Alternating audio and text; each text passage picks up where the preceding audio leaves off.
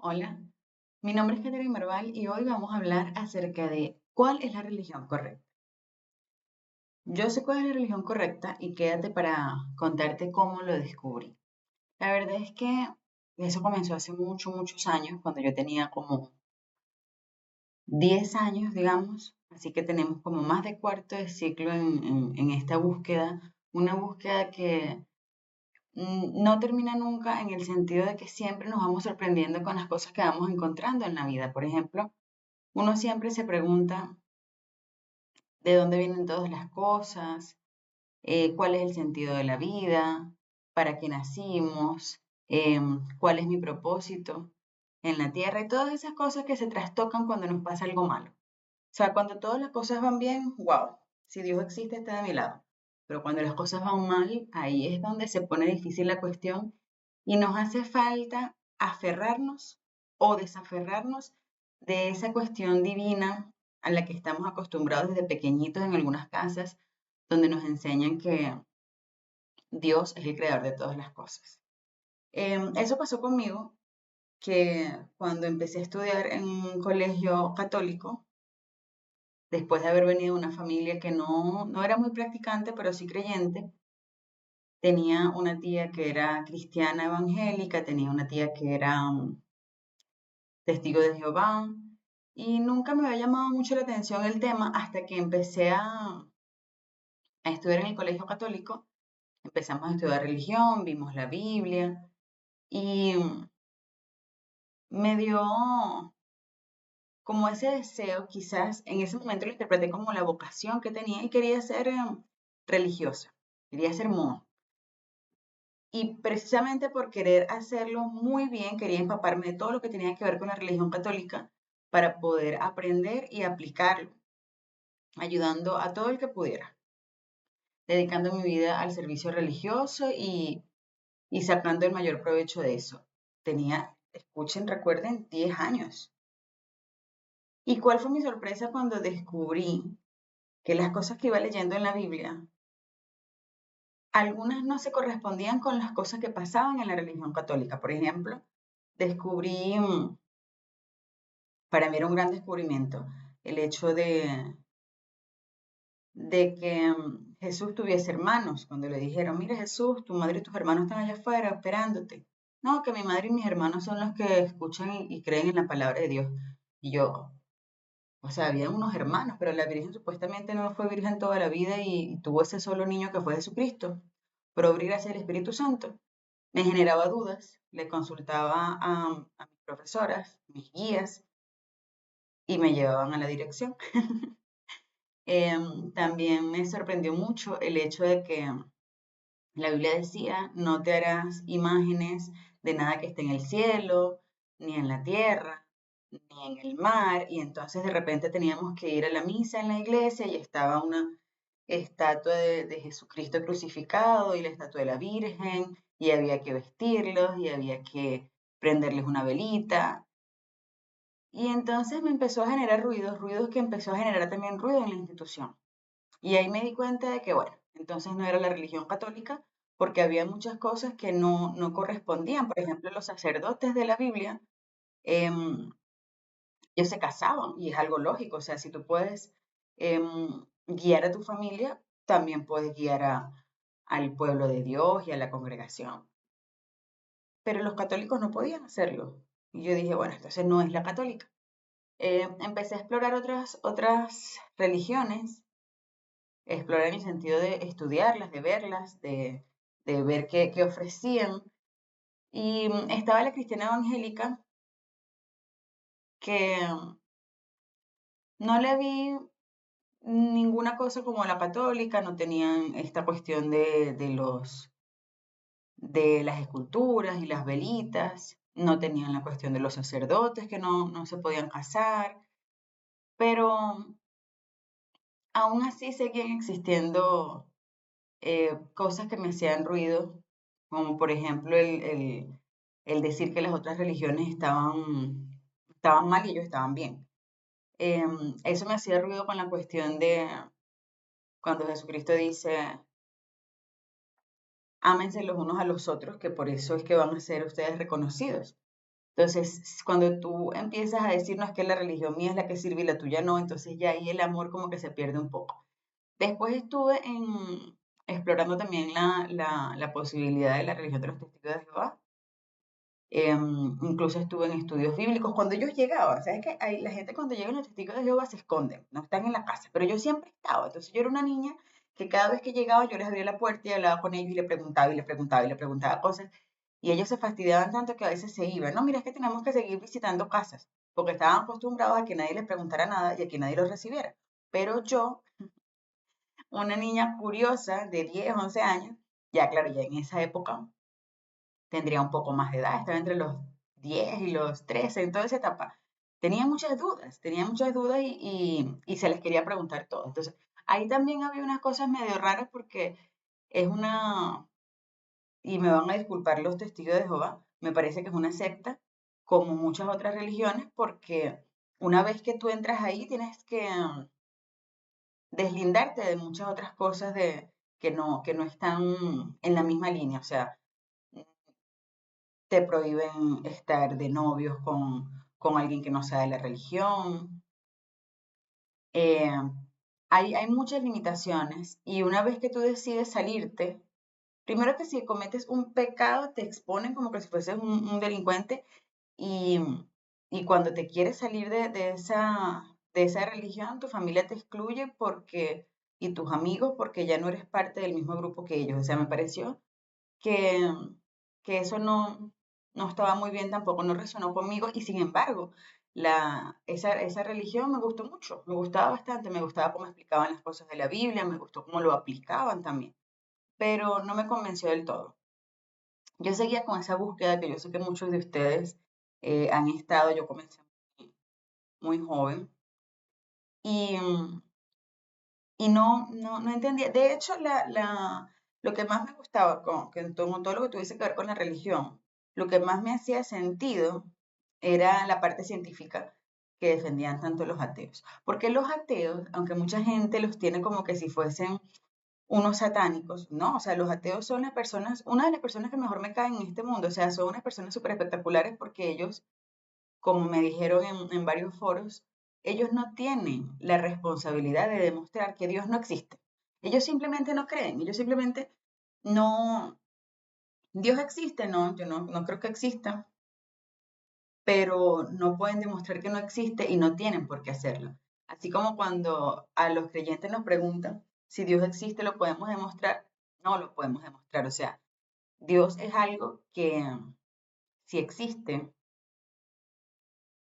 es algo que, aunque tú puedas decir, ahí está la naturaleza, ahí está la evolución, la ciencia es una de las herramientas con las que Dios trabaja, o sea, tú puedes creerte eso, tú puedes sentir que eso es cierto, pero tú no puedes ponerlo en el corazón de otra persona. Es lo mismo que yo le digo a mis amigos conocidos, a mis familiares, incluso que son creyentes, que si Dios existe y tú no crees en Él, el que tú creas o no creas no va a hacer que aparezca o desaparezca. Si Dios no existe y tú sí crees en Él, tu simple creencia no va a hacer que, que sea realidad. Entonces, lo que nosotros creamos o dejemos de creer no tiene nada que ver con la realidad, no tiene nada que ver con que la entidad exista o no exista. O sea, eso es algo que no pueden demostrar ni para un lado ni para el otro. Así que, como decía un profesor de filosofía, porque hasta ahí llegué con esta búsqueda de la religión correcta, decía, mira, yo prefiero creer, porque si existe y yo creo, chévere. Y si no existe y yo creo, no pasa nada. Pero ¿y si yo no creo y si existe? ¿Mm? Ahí está la cosa. Bueno, aunque eso pueda parecer chistoso, me parece que tiene mucho que ver también con lo que decía mi papá, que en esta vida para poder sobrevivir a algunas cosas que pasan, es mejor creer en algo, es mejor creer en lo que tú quieras, como decía él, en lo que tú quieras. Puedes creer en Dios de cualquier religión, puedes creer en los dioses que tú quieras, porque incluso antiguamente éramos politeístas. Puedes creer en alguna virgen, puedes creer en ti mismo, que es lo más maravilloso que creo yo que está en la cristiandad, porque vamos a hablar de la cristiandad, que es una de las vertientes más famosas de la religión, porque como ustedes saben, hay mucha gente que cree en otras, en otros dioses. Hay muchas otras religiones, no solamente las que son cristianas. Pero hablando del cristianismo, en la Biblia, Jesucristo dijo, ama a tu prójimo como a ti mismo. El primer amor tiene que ser para ti. Primero Dios, después tú. Y cuando tú te amas tú mismo, tú puedes amar en esa misma medida a los demás. Entonces, si tú amas a tu prójimo, tú no lo matas, no le montas cacho, no le mientes, no le quitas la mujer ni el marido, no lo robas, no lo estafas, ¿sabes? Entonces, yo creo que en ese principio se engloba todo. El hecho de que estas religiones, las cristianas, para enfocarnos en eso hoy, esas religiones que hablan acerca de que si Jesucristo tuvo una mujer, si Jesucristo tuvo hijos, si Jesucristo se murió, que si Jesucristo no resucitó, que si era un profeta, que si era el Hijo de Dios, que si no era, que si era el mismo Dios, porque eso tampoco me gustaba de la religión católica. O sea, no, que es que Jesucristo y Dios y el Espíritu Santo son lo mismo como un tres en uno. O sea, a mí eso jamás me convenció porque en la misma Biblia que ellos usan de base aparece, hay una parte muy gráfica. Cuando él lo bautizan, estaba Jesucristo bautizándose, aparece el Espíritu Santo en forma de paloma y se abre el cielo y dice, este es mi Hijo amado en el que tengo complacencia. Entonces tú dices, pero si era el mismo, ¿cómo podía, o sea, fragmentado? Pues, o sea, él se partió en tres y hablaba él mismo con él mismo. O sea, eso no tiene sentido. Para mí son tres personas distintas. Decían los católicos que eran tres personas distintas en una sola. Y cuando yo les preguntaba cómo se comía eso, me decían que eso era uno de los misterios de la religión, uno de los misterios de la fe, que eso nunca se podía entender. Eso, la verdad es que yo se lo tomo. Y por eso fue que llegué a la conclusión, mucho más adelante en mi vida, saber cómo se llamaba esta creencia que yo profeso, que es el agnosticismo. Yo creo firmemente que Dios existe, yo soy creyente, pero también soy agnóstica en el sentido de que si Dios existe, es algo que nosotros no podemos expresar con palabras, que no podemos hacer que otro entienda, que no podemos entender con nuestra mente humana, porque es algo que está más allá de nosotros. Si nosotros pudiésemos conocer y entender la naturaleza de Dios, nosotros fuésemos como Dios. Y entonces Dios no está por encima de nosotros. Entonces ahí se pierde la cuestión de que Dios es uno, es eterno, es omnisciente, es omnipresente.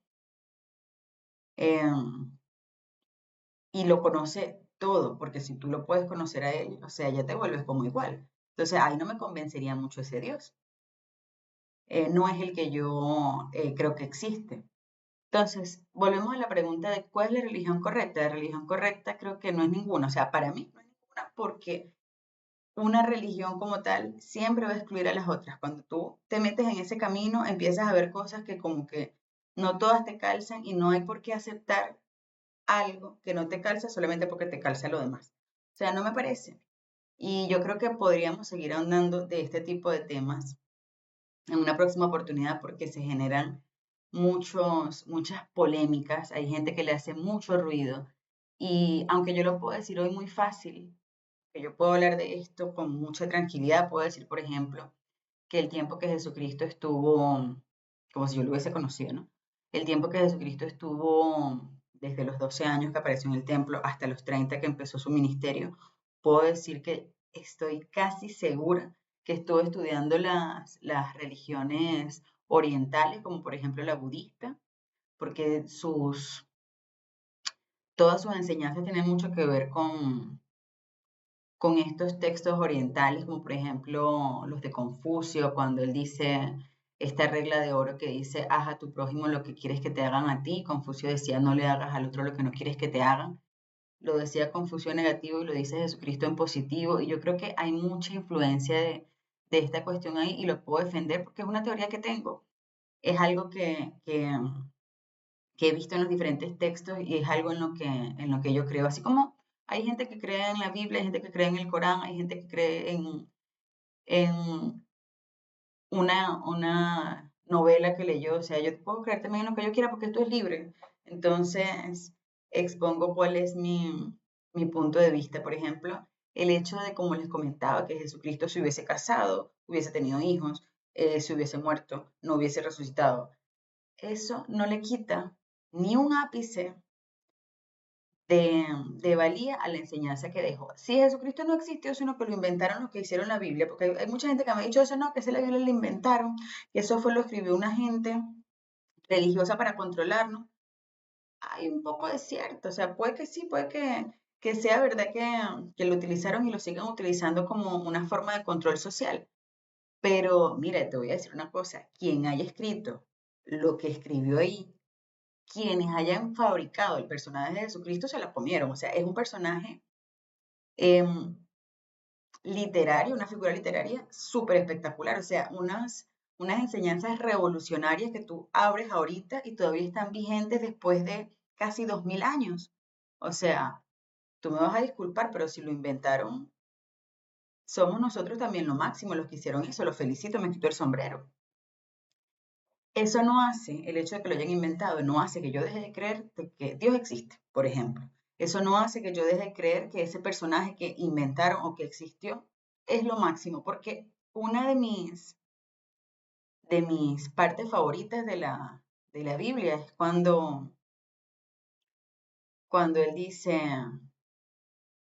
cuando se entera que se murió Lázaro y, y ahí llora. O sea, cuando Jesucristo llora siendo el Hijo de Dios. O sea, esas son como, si esa es una novela, esa es una de las mejores partes. Cuando Jesucristo le lava los pies a los discípulos, dándole una lección de humildad a todos los que estamos leyendo la Biblia después de todo ese tiempo. Para mí también ese es un momento cumbre. O sea, así podemos ir consiguiendo muchos momentos que te dan una enseñanza que no pierde vigencia a pesar de los años, que te dan herramientas para manejar tu vida y para estar más tranquilo y en paz de las que tú pudieses conseguir en miles de videos de YouTube y de programas de desarrollo personal. Así que de eso vamos a estar hablando también en la próxima oportunidad. Cuídense mucho, les dejo un beso, suscríbanse a mi canal y déjenme por aquí todos los comentarios acerca de este tema que los voy a estar respondiendo todos.